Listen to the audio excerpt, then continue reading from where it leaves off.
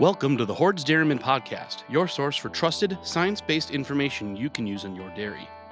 Today's podcast is hosted by the managing editor at Hoard's Dairyman, Colleen Anderson.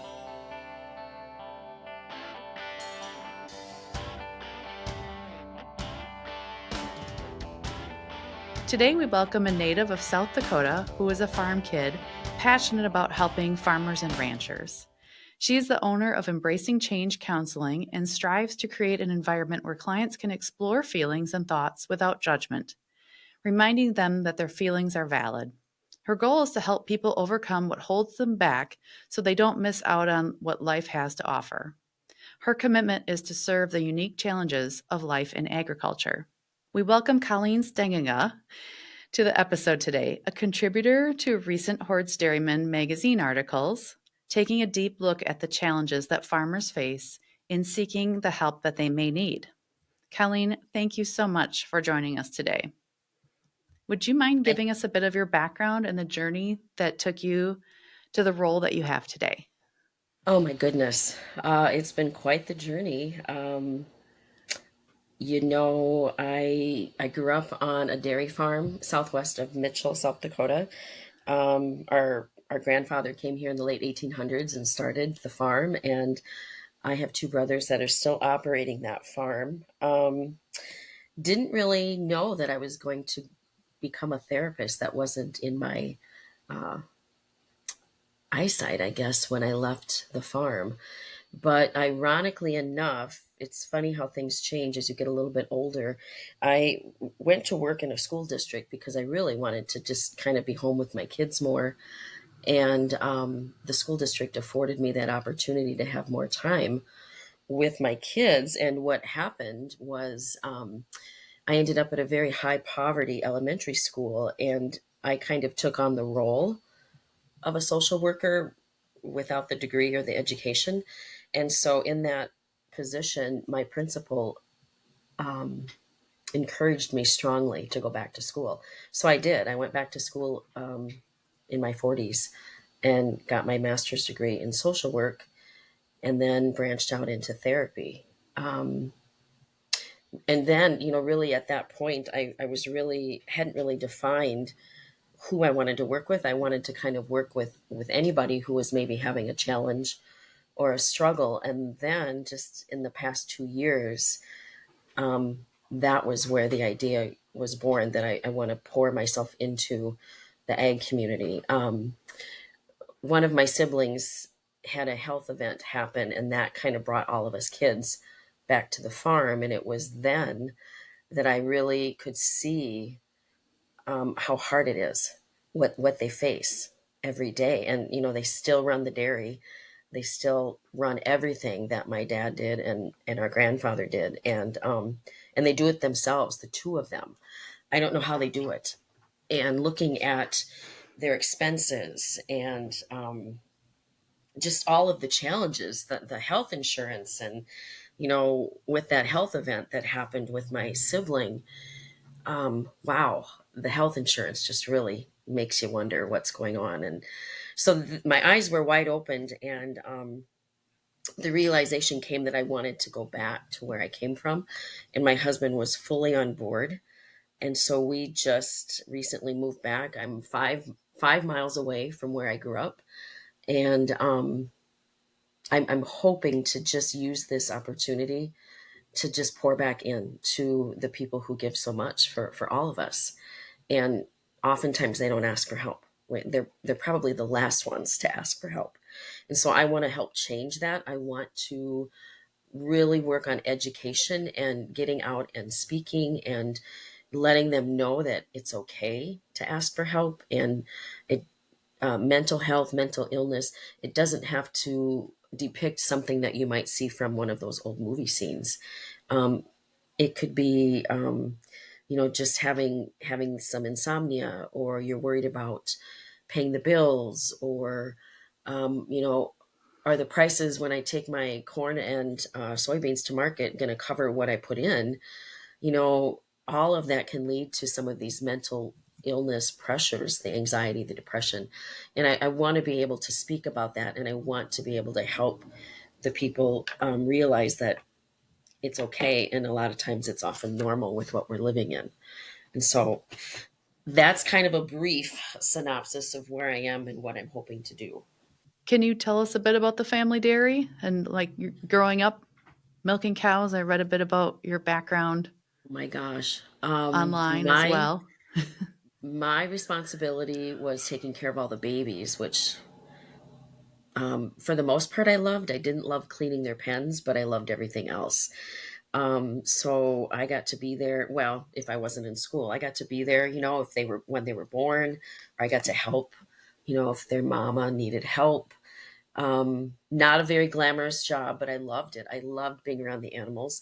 And then of course I got to help with the milking. And back in that time frame, we had three stanchions, and you had to bring everything out from the milking room to the stalls and hook it up by hand. And boy, it took forever with only three stalls. And now my brothers have updated the dairy. You can do, I think, nine cows at a time, and everything is so much more automated than what I grew up with. I like, you almost don't have to be there in theory, but so they can be done milking much quicker. Back when I was on the farm, we were probably milking, I don't know, between 70 and 80 cows, and now they're down to probably half of that. They're not getting any younger, and like I said before, it's just the two of them running the operation. So it was never a glamorous job. I kind of actually think I grew resentful of it a little bit as I got older, because we couldn't just pick up and go. Like, we didn't get to take family vacations like some of my friends did.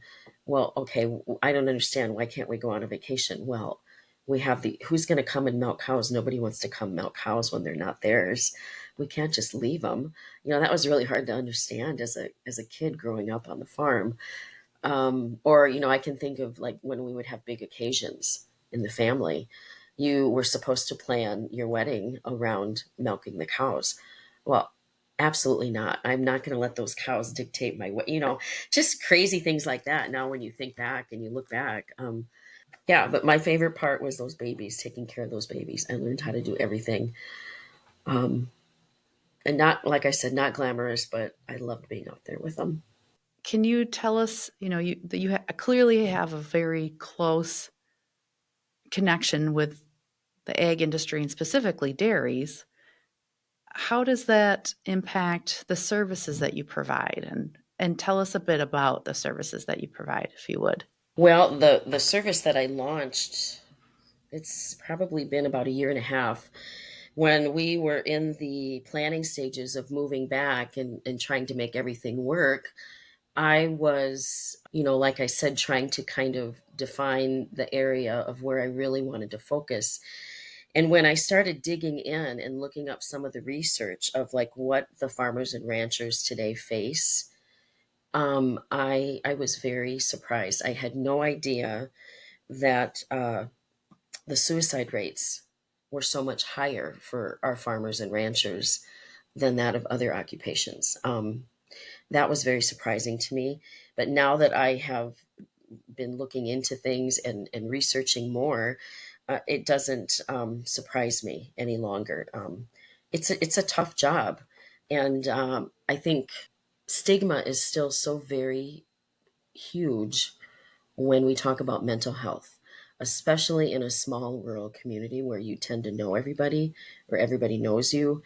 Um, and, I think back to when we were younger, family was very, like, our parents were very, it's nobody's business what goes on here. You don't need to be talking to anybody about anything.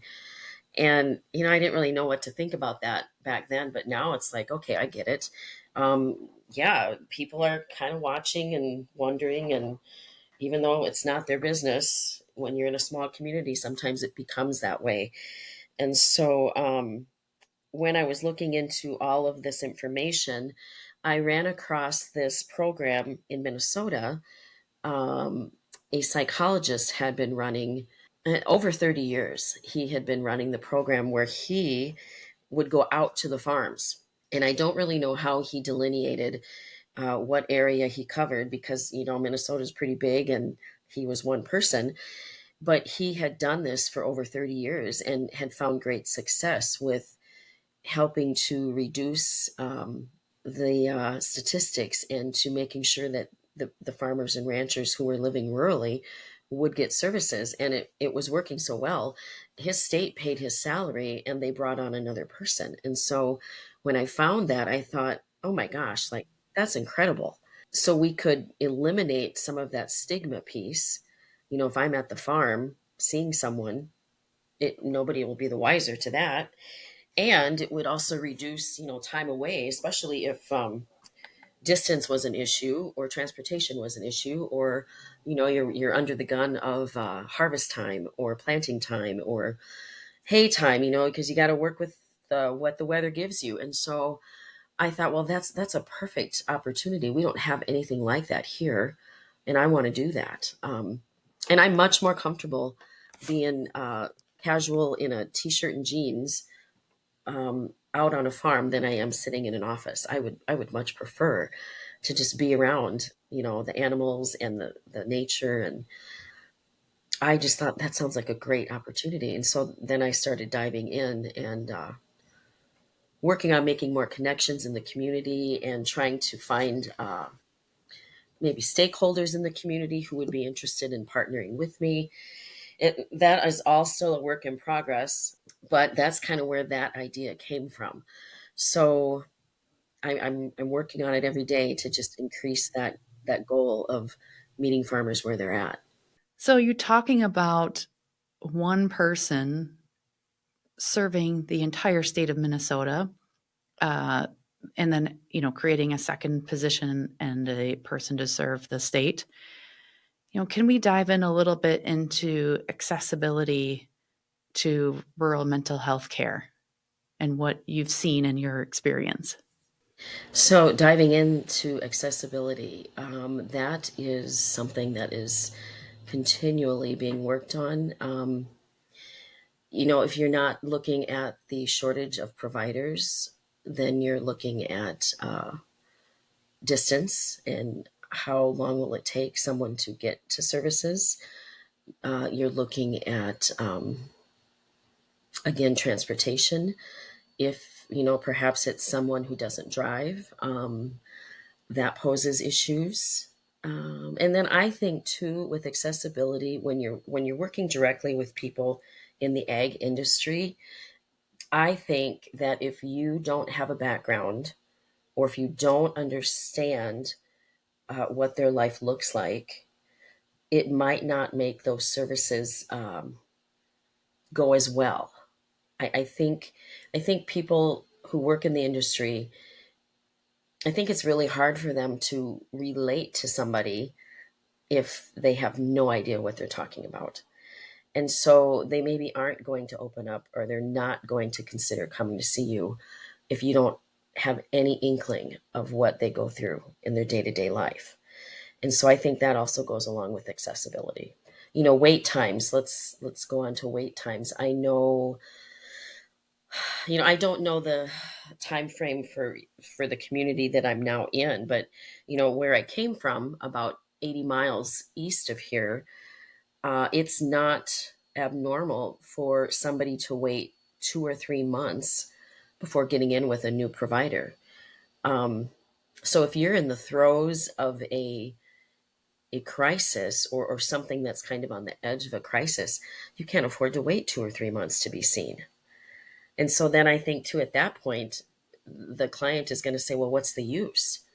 They can't get me in anyway. And so, that goes a long way too, I think, with accessibility and having people actually step forth and try counseling because they're going to think it's not worth it if I have to wait that long. Yeah, and I know you have an article coming up where you talk about telehealth. Can you talk a little bit about what you've seen? Obviously, we're in a day and age where we can do a lot of things on video calls. What have you seen from that perspective? I mean, telehealth has really opened up the part, like if they're living 2 or 3 hours away from a provider, that takes that piece out of the flow. It is very simple. However, if you are in an area that struggles with internet connection or broadband, then the problem doesn't just miraculously go away. So, but again, getting into that piece of being able to connect wherever you are. If you've got a smartphone, you can connect, if you're out in the tractor or if you're running a load of cattle to town. Like typically we don't want you doing things like that when you're driving, but if you can pull over and you have privacy, you can basically do therapy anywhere. I've had a number of people like on a lunch break run out and take a break on their smartphone and will conduct a session. So that I think has been very helpful.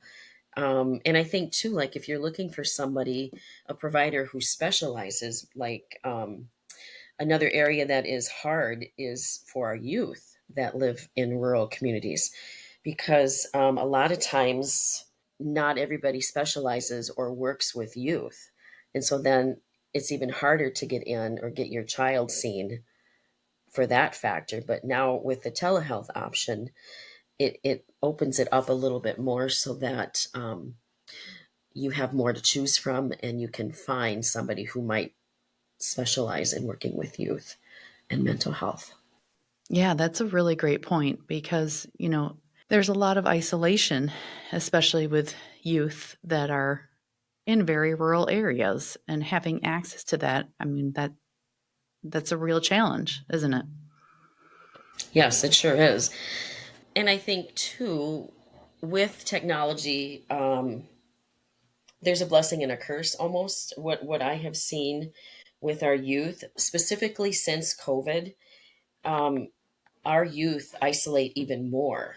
The number of, I would say, middle school to high school kids that I see with social anxiety has just kind of exploded since COVID. And I don't know if we just we got so used to being at home and not going to school for that year and using our computers or our smartphones to communicate, that now that's just kind of what we rely on. And so, okay, if you don't use a skill, you lose it. And so it's kind of shocking to me to have some of these teenagers and these middle school kids who don't know how to make an introduction or don't feel comfortable meeting people face to face, but they're totally fine meeting people online, if they're gaming. They rely on those devices for everything. So, like I said, kind of a blessing and a curse. Yeah, that's a really good point. You talked about social anxiety. I just wanted to kind of, more broadly talk about mental health challenges. And do you feel like there's a misunderstanding that depression is the only mental health challenge that people face? Do you see that as an issue? I don't know that I necessarily see that as an issue. I think again, because of the availability of our internet, that there are people who are doing some research, good and bad. Like you have to take, the good with the bad. But I think they are finding that there are a lot of other uh, diagnoses that could go along with some of the symptoms that they're having. It's just you have to be really cautious, and make sure that you're getting your sources from a reputable place. And you can also go back in and then find the citations so that the research is available to you to know that yes, this is absolutely what this is, versus maybe something that's generated through one of the apps that the kids use. But I have not seen that happen. I mean, not in my practice anyway. I think that's good. That's, I think, a good thing that you're not seeing that as a misconception, that it's just depression, that, mental health challenges can be much wider and more complex than that. As you were talking about youth, what have you seen in your practice and differences between generations? People love to talk about, all the generations and their experiences, but what have you seen from your experience? What I'm noticing is that typically our youth are much more open to talking about what's going on, and the troubles that they're experiencing. Like I said earlier, growing up, we were kind of told, like, hey, nobody needs to know our business. But I feel like, generationally speaking, that has shifted a little bit. And so maybe we're starting to do a good job of having those conversations with our kids. Yeah, I haven't run into it yet, I should say, here now in my new community, with kids not wanting to talk. Coming from Sioux Falls, where, it's such a big city compared to this community, and kids are much more open. Oh, yep, I have a therapist. Like, it's something they don't really hide. They're very free to talk about that. So I think that's a huge shift if you look back even a couple generations ago. Maybe one thing I've noticed that isn't in a positive light is that, I don't feel like our families are getting as much time to spend with extended family. And so maybe our kids are missing out on some of those good opportunities of, building connections with extended families, with cousins, or with, um, sometimes grandparents, not always, but sometimes. And I think we're missing some of that because everyone is so busy. Kids are in so many more activities than what we used to have available. And then with, running the farm, and a lot of times too having a job or two in town, like, it's just very hard, and something has to go. And so I feel like sometimes those family pieces get cut out because of necessity. But then I think we're missing that. Our kids are missing that, and they're missing out on hearing some of those good stories, and, maybe also learning some, truths, like what our older relatives went through at that age, and just comparisons. I think it's so healthy to have that option, and makes me a little bit sad to see that some of our families are missing out on that. Yeah, that definitely makes sense. But maybe the positive spin on that is the reduced stigma. Back to your point of the acceptance of the kind of that next generation saying, it's just. I feel like mental health just becomes part of the conversation that's very normal versus we don't talk about that. It should. Something that I ran into a year ago, I had taken a training about an hour from Sioux Falls, and it was an ag based training, just, kind of making sure that if you didn't have the lived experience, ways that you could incorporate and become more familiar with people who work in ag. And there was a panel of experts up on the stage, and a gentleman said, the stigma is still so very big that there is no way I would ever be caught letting my truck sit outside your office. Because if that got back to the neighbors, they would just be waiting for any opportunity to try to get the land away from me. And that was very disheartening. I didn't realize that it was that way. I mean, I don't recall it being like that in the 80s. We knew all of our neighbors, and you did things together with your neighbors. And if you didn't have a piece of equipment, you would share something. Or if something was broke down, they were the first people you would call and who would offer help. And so to hear that comment just really, it was just so disheartening. Like, how did that happen? Or how did we get to this place? And so not only do you have to deal with, or not only do the farmers and ranchers have to deal with the stress or whatever's going on in their life, but then there's that underlying fear that, well, gosh, if anybody finds this out, they'll do anything they can to get the land away. And so yeah, I don't like that. I know there's nothing I can do about it, but I don't like it. Yeah, it's really a double impact because then people aren't getting the help that they need, and it's adding to their stress, right? That's an additional stress of possible threat that rather than having the neighbors be there to help you. Yeah, it's a double whammy in a not good way. Yes. So I don't know what can be done about that, but, yeah, I don't know. Well, I think it does go back to the what you said about the opportunities for telehealth and ways to do, get around that idea of it has to be in person and it has to be a conversation that, somebody sees your truck at the office that would be something that would be viewed as, what somebody might think is weak by seeking professional help. So, yeah, how did that conversation go then? I'm just curious as they wrapped up in that presentation, what was the recommendation or resolution? I didn't even know if there was a recommendation. I think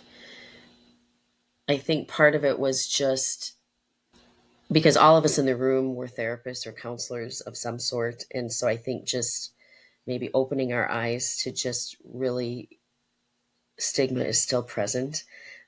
And we have to find ways to combat that. I don't know that there was a resolution made. I think part of that training or that conference too consisted of hearing a testimony from a gentleman who struggled with some addiction.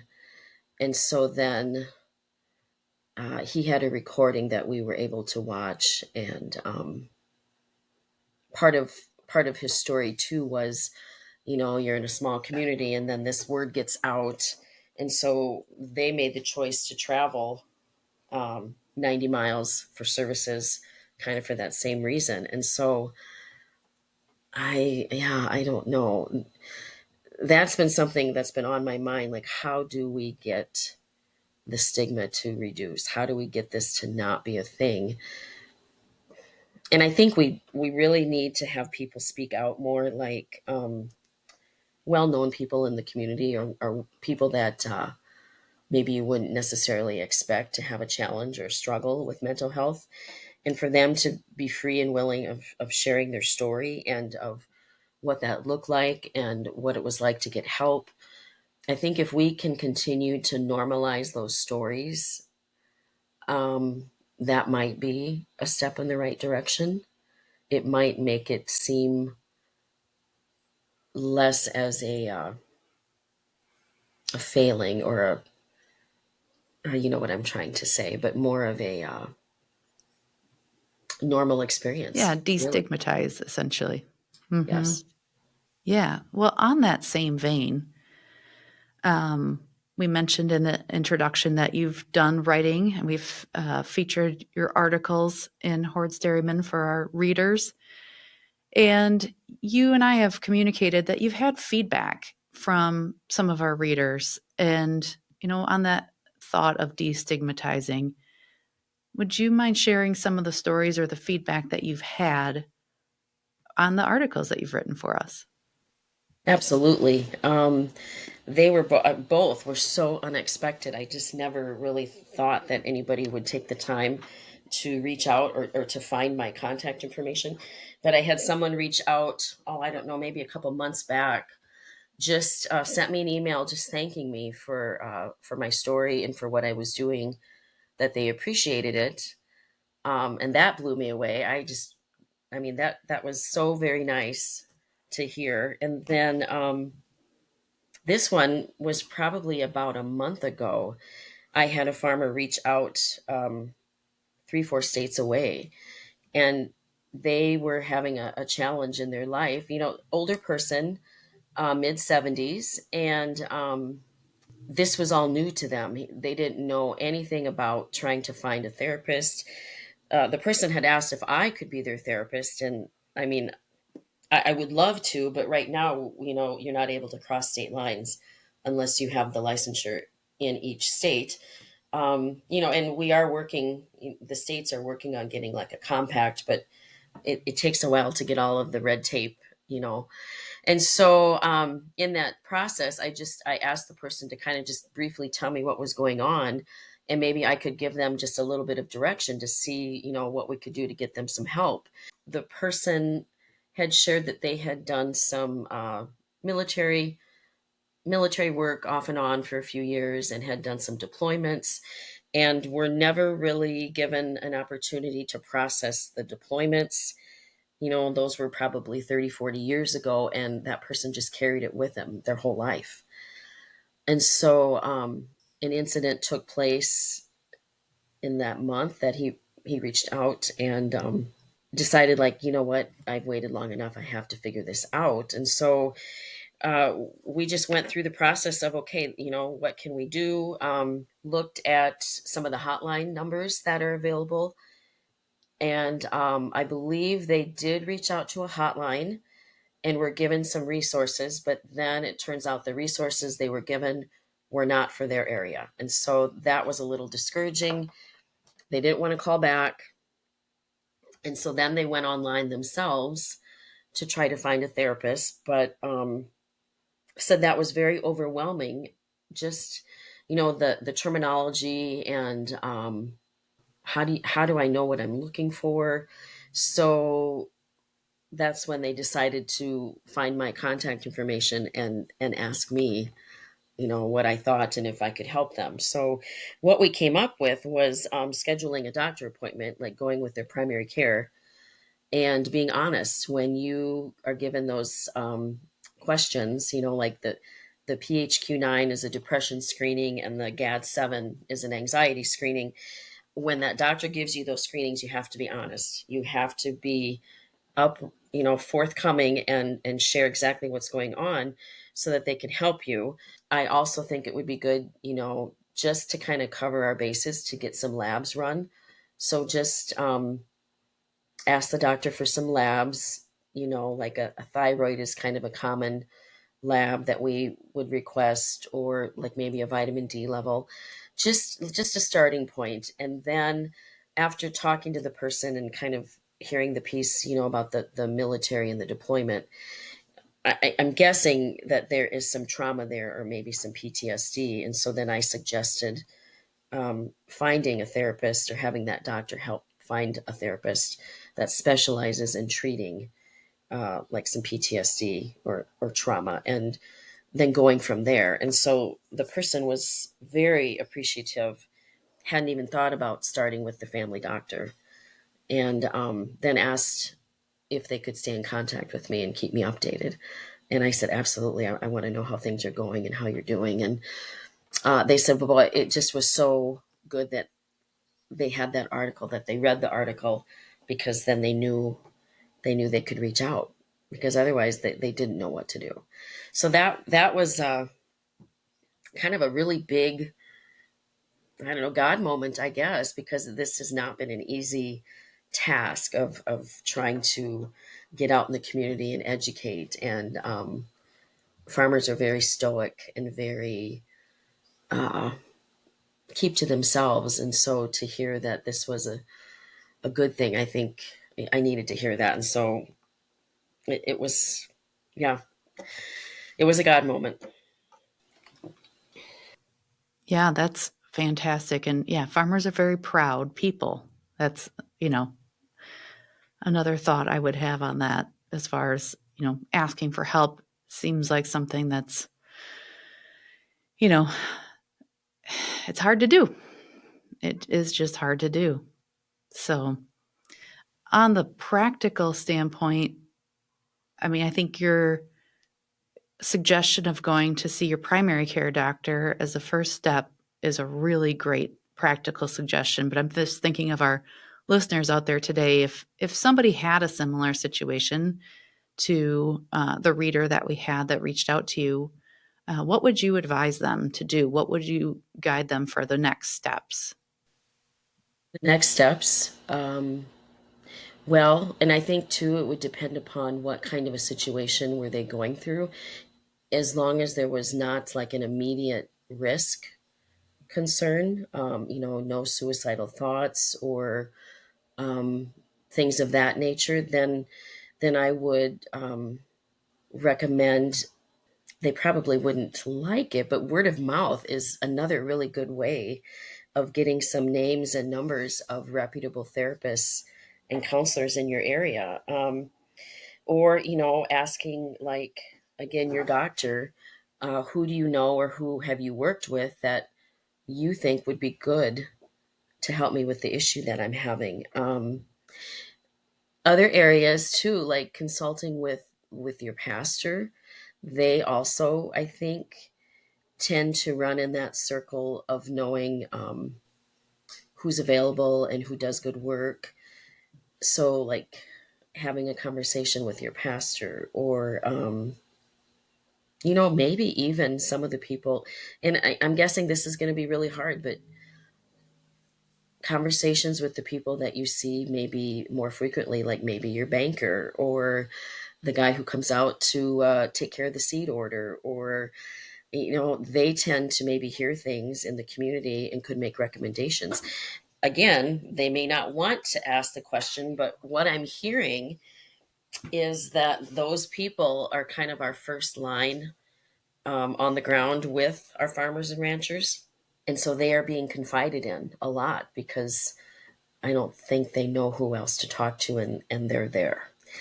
And so they might also have some good recommendations. Or if one of those people had ever been trained or taken like a mental health first aid course, or a QPR suicide prevention course, they might have the language and the skill set to then walk through that process with that person if the situation warranted it. So again, I think too, if you are someone who works in the ag industry, maybe you're that ag banker, or you're the agronomist who comes out, and you have built a relationship with this person, you might be the first line of defense. They might feel really comfortable with you and start kind of confiding in you. And where that could be beneficial is if you've been able to take any trainings in the community, like a QPR training is kind of for anybody. It's not kind of, it is for anybody, where it's teaching you the skill set of being able to have that talk with someone if they're feeling suicidal. A mental health first aid is another training that can also be taken for community members, and just gives very brief synopsis of possible things that you might encounter when you're working with people, and it might just equip you to have those conversations. And so I would highly encourage any of our people who work in the ag community to take advantage of those trainings if they can. That's really great advice. I think that's fantastic. I'm thinking about two things. One being an article that you had written that I don't think we've published yet, but and a show I used to watch. And I don't like to admit that I've watched reality TV, but it's a show called Hoarders, and I've kind of taken back to watching it again. And I thought one of the doctors on there said something that I thought was pretty profound, that it's the healing process is about mind, body, and spirit. And that just really stuck with me. And, in the recent article, you mentioned, you wouldn't not go to the doctor if you had a broken bone, as an example. And it's not as straightforward as a broken bone in the healing process. But I guess, how do you, what do you see in that doctor's statement that you've seen for similar types of healing, and, how difficult that is? And I guess even adding to that is the human mind is very complex, right? So we have that on top of all of this process of healing. Yes, it is very complex. And I would agree with that doctor's statement. You can't, I don't think any of us can have a healthy outlook if one part of us isn't operating at its maximum efficiency, I guess would be a good word. And I think too, here in the last few years, we've heard so much about the connections between our body and our mind and our spirit. And so I think we have to be able to look at each of them in a way to ensure that they're getting what they need, like proper nutrition, proper fuel, proper sleep, feeding our brain, things that will help body, mind, and spirit. That's kind of what comes to mind when I think of that. Um, and I think also there's that that brain gut connection, where research is showing that depression and anxiety may start in the gut. And so looking at healing your gut can have a profound effect then on your mind. There's just so much available in some of the new research. And so I don't think you can ignore it. I think you do have to take that kind of approach and look at it that way. Are there things that you're ingesting that aren't good for your body and your mind? That just comes to mind, because I think too, substance use and abuse is also something that's fairly prevalent in the rural community. I think because it's easily accessible and it's not illegal, right? Unless you get behind the wheel of a car. And so what they might think is a way of relaxation or getting to sleep can very easily turn into an addiction before you know it. So I think, yes, you do have to look at all of those together to be healthy. Just wanted to jump back to something you mentioned when you talked about your upbringing on the dairy. And I think anybody who has any livestock experience knows that, day in and day out, you see the circle of life.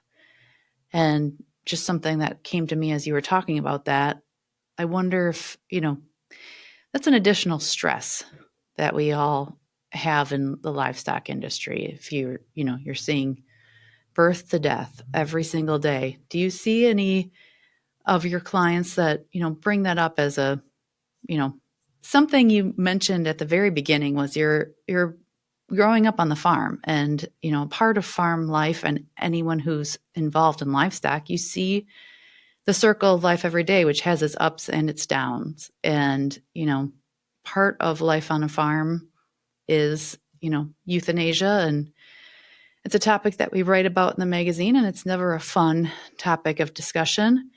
Do you think some of the fact that we see the circle of life every day on dairies would also weigh into, someone's mental health, Oh, or mental absolutely. health challenge, I should say? Absolutely. It's not an easy, it's not an easy thing to have to deal with. You know, you get a cow that falls and breaks her leg, you have to take care of it. You're not going to let her suffer. Or, if you have a sickness run through a herd and you lose, God forbid, the herd, I mean, that's a huge amount of grief. I mean,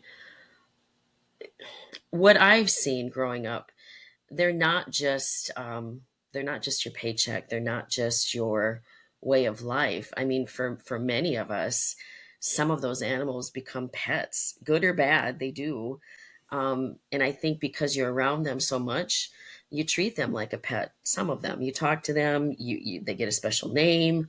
Um, they're not going to the sale barn. You're going to have them forever. And so, how could you not have that connection piece that if something happens, of course you're going to feel some of that weight, that grief, that loss.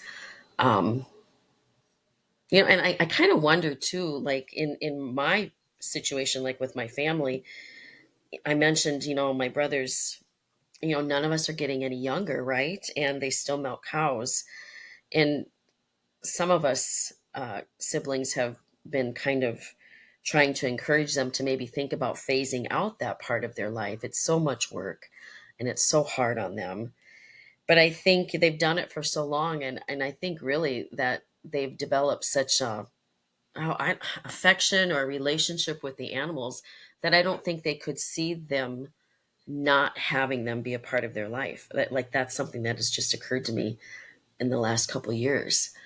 um, they've been around them since they were little kids, and so how could they not continue doing that? So yeah, I don't think you can have one without the other, and of course it's going to weigh in, especially if you happen to have a bad year and you have to put down a few animals, or you lose a few animals. But yeah, absolutely.